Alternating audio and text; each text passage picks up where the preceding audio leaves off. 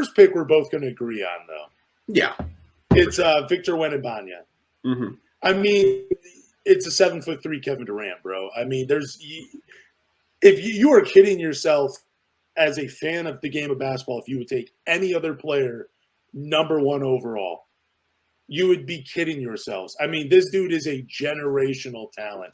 He's a unicorn. Can put the ball on the floor defensively. He could play drop. He could play, he could play as a help defender like Giannis does in Milwaukee. He could play to the point where you could just switch him all over the floor because he has that type of foot speed, that type of lateral quickness. This dude is just special. It does not matter who is on your team. You need a Victor W, man, because he will be bringing the W's to your team. He's just an incredible player, man. Number 1 unanimously, in my opinion. Number 2, when I'm doing these drafts, if you've listened to this podcast, you know I'm not going best player available. I'm always going to add fit into it because I feel like fit is part of the equation when it comes to drafting guys. Like, if you have 2 players, like what you do in Brandon Miller and Scoot Henderson, who I believe the talent gap isn't that large between each other, if there are 9 boxes and they're, checking, let's just say Scoot Henderson is better in 2 boxes, Brandon Miller is better in these boxes, I feel like a 10th box could come into place, and that is fit, and I think that adds value to the equation. So I'm actually going to go Brandon Miller at number 2 for the Detroit Pistons. That's no surprise if you've been watching this.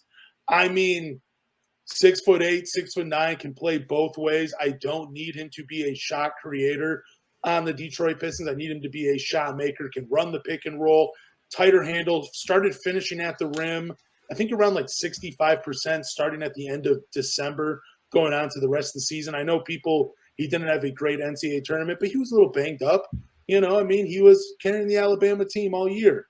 So Brandon Miller would be my number 2. Number 3, and I'm sure some people will roll my eyes when I say this, but I would definitely take Scoot Henderson at number 3 because if he's available at 3, I believe the talent gap between Scoot Henderson and the guy I have at 4 it would be too big for me to ignore. It would be stupid of me to say any other player other than Scoot Henderson at number 3. He's an explosive 6'2" point guard, kind of in the same breath as a Derrick Rose, big body, strong, can dunk over everybody. Struggles a little bit from 3-point, depending on what the numbers you look, but he definitely has improved in that area. Takes a lot of long twos, though, for my liking. And I don't know. It's just following the trend of I wouldn't even say undersized, but at like 6'2", 6'3" athletic point guards.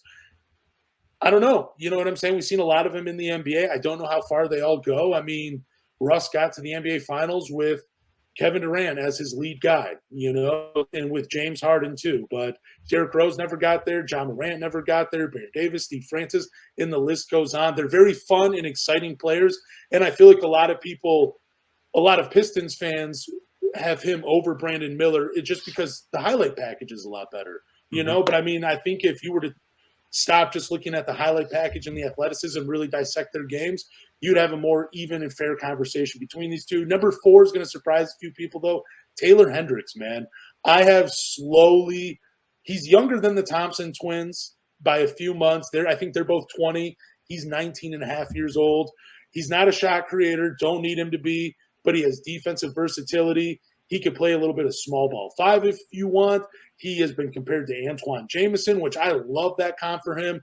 Strong outside scorer, can play in the post, can be that roll guy. He can even dribble a little bit off the short roll and make a pass here and there, but I don't need him to do all those things. I need the defensive versatility and the shot making in what he brings. And then number 5, talked about him a lot, Jarace Walker, just because, man, I could see him playing the 4 or the 5, depending on this offense. Again, another versatile defensive guy, can help as a help defender, probably play a little drop when he's playing some small ball 5. Big body, not consistent from the outside shot, a better handle than Taylor Hendricks. Again, I don't need him to do the dribbling, though. I just need him to finish around the rim. Pretty athletic player, been compared to Jeremy Grant. I like what he brings at that 4 spot, though. But that would be my top 5 if I were the Pistons. And I'm sure a lot of people would argue with me. But those are my 5 guys.